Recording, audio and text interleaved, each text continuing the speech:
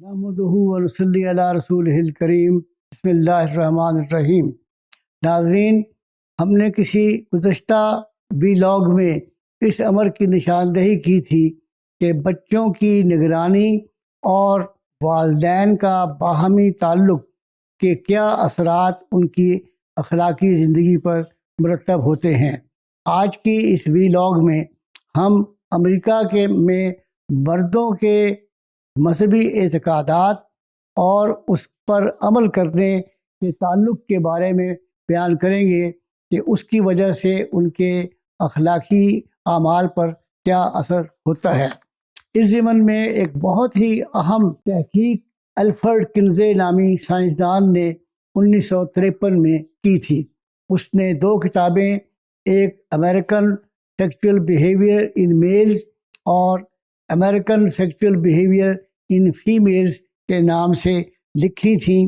یہ 2 کتابیں تقریباً 24,200 گھنٹوں کے انٹرویو پر مشتمل ہے جو انہوں نے عورتوں اور مردوں سے لیے۔ ان کتابوں کی حیثیت اس موضوع پر ایک بائبل کسی ہے، اور اس کے نتیجے میں نہ صرف یہ کہ فورڈ فاؤنڈیشن نے ایک یونیورسٹی قائم کی، بلکہ آج تو امریکہ کی تمام یونیورسٹیوں میں سیکچولیٹی ایجوکیشن پر PhD کے کورسز جو ہیں وہ فراہم کیے جاتے ہیں۔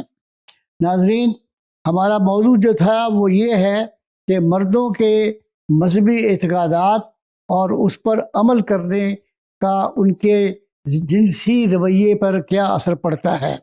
اس ضمن میں 2 حقائق کو ذہن میں رکھنا ضروری ہے۔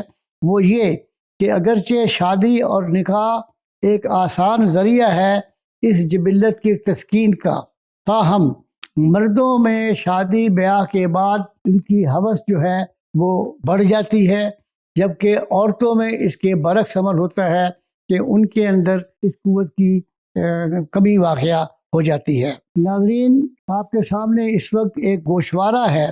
اس گوشوارے کو آپ اگر ملاحظہ فرمائیں تو آپ کو نظر آئے گا کہ اس میں پہلے حصے میں 3 خانے بنائے گئے ہیں۔ پہلے خانے میں بلوغت کے قریب نوجوانوں کا ذکر ہے جن کی عمر 15 سال ہے اور ابھی تک وہ کالج میں نہیں گئے۔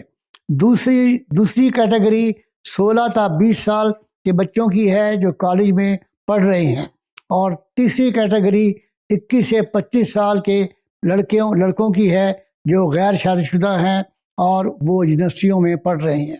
ان کے تحت 2 قسم کے اعمال کا جائزہ لیا گیا ہے۔ ایک وہ لوگ جو جنسی اعمال میں سب سے کم ملوث ہوتے ہیں، اور دوسری کیٹیگری وہ جو جنسی اعمال میں سب سے زیادہ ملوث ہوتے ہیں۔ سب سے پہلے جو کیٹیگری ہے جس میں کم سے کم لوگ جنسی اعمال میں ملوث ہوتے ہیں، اس میں بلحاظ مذہب سب سے پہلے کٹر یہودی ہیں، اس کے بعد مخلص کیتھولکس ہیں، اور آخر میں جو عامل پروٹسٹنٹس ہیں، یعنی وہ پروٹسٹنٹس جو اپنے دینی معاملات پر عمل کرتے ہیں۔ اس کے برعکس وہ لوگ جو جنسی اعمال میں زیادہ سے زیادہ ملوث ہوتے ہیں، ان میں صورتحال مذہب کے لحاظ سے یہ ہے کہ سب سے پہلے تعداد ان غیر عامل کیتھولکس کی ہے جو مذہبی اعمال پر عمل نہیں کرتے۔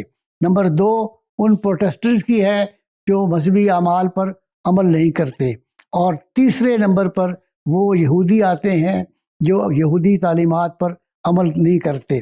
یہاں پر اس بات کا جائزہ لیجیے آپ کہ غیر عامل جنسی اعمال میں ملوث نہ ہونے میں سب سے اول درجے میں یہودی ہیں جو اپنی تعلیمات پر، دینی تعلیمات پر عمل کرتے ہیں۔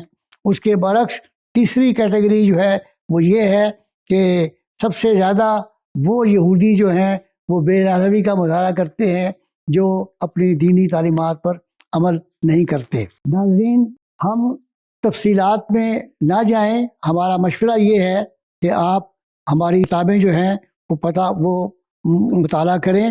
یہاں ہم نے جیسے کہ بتایا کہ سب سے کم تعداد جو تھی وہ یہودیوں کی تھی، اس کے بعد مخلص کیتھولکس تھے، اور پھر عامل پروٹسٹنٹس تھے۔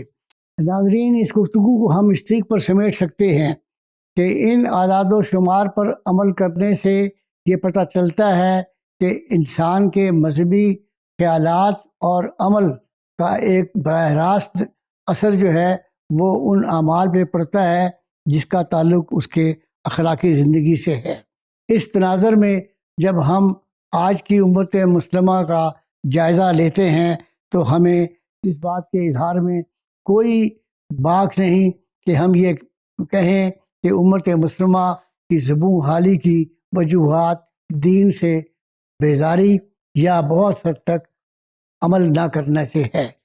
ہماری دعا ہے کہ اللہ تعالی ہمیں ان مفاسد سے بچنے کی توفیق عطا فرمائے، آمین۔